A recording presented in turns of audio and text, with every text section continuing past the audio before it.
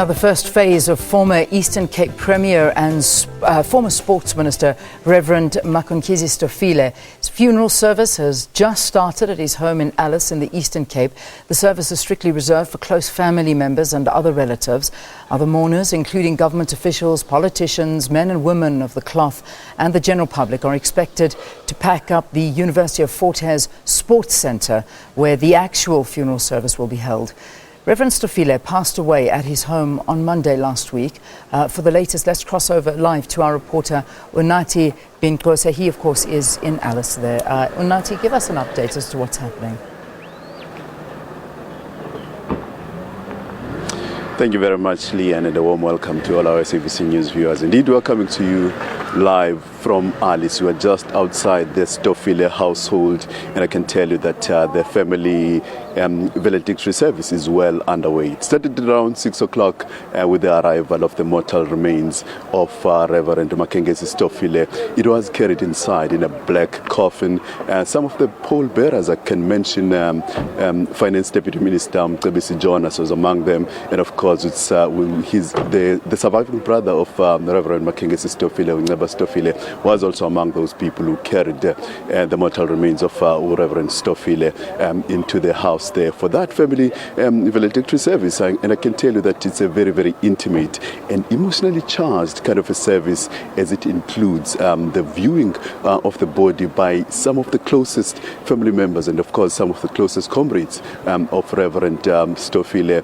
We're unable to take you inside there, but I can tell you that it is going to be very, very emotional, and a tear or two will definitely be shared there, as some of the people will be viewing the body for the very, very first time since the passing of Reverend Makhenkesi Stofile on Monday last week. And of course, this is the home where he demanded to be taken back to.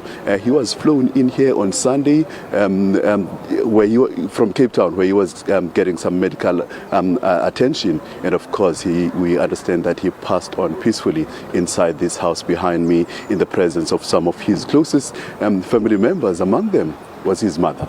A lot of people probably wouldn't think that a man at 72 still has a mother, and we can only imagine the emotions she's going through at this moment. I mean, at 95, you'll probably bet your last penny that your children will be the ones and that will bury you, and we understand that no parents really wants to bury their children, but unfortunately for her, it has happened twice in a space of just a year, because a lot of our viewers would remember that not so long ago, I think it was less than a year, we were here also for the burial of Reverend Stofile's brother, Mr. Mike Stofile, who was the president of SARU.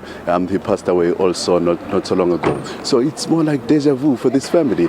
But speaking to some of the people, they have described Reverend Stofile as someone who understood humanity. They say he was a complete being. I mean, not only was he a pastor, he was an astute politician and a fighter for human rights. So they say he lived a complete life, and it's sad to see him go, but they say they will attend his funeral service, knowing that he's the man who has given all he has into the struggle of the people, and of course the upliftment of other people. The service is underway here, but we do expect that at around 8 o'clock the mortal remains of Reverend Stofile will slowly make their way down to Fort Hare University, where the actual funeral service will take place. It's a place which Reverend Stofile himself, Fort Hare University that is, describes as his turf ground. I mean, his stomping ground rather. It's an institution that he attended some 45 years ago as a student, and he came back a little later as a lecturer. At the time of his passing, he was the chancellor there. We were there at the institution some 4 months ago for the centenary celebrations. He was the vice chancellor in that institution. So we do expect that it will be packed to rafters with all the members of the public, where they are expected to attend the funeral. For now, it's a wrap from me and cameraman Bulelani. It's back to Leanne in studio. Thanks, Unathi. Thanks, Bulelani. We'll be crossing back to you a bit later just for any developments and an update of what's happening there in the Eastern Cape, and the laying to rest of our late Minister of Sports here in South Africa, Minister Stofile.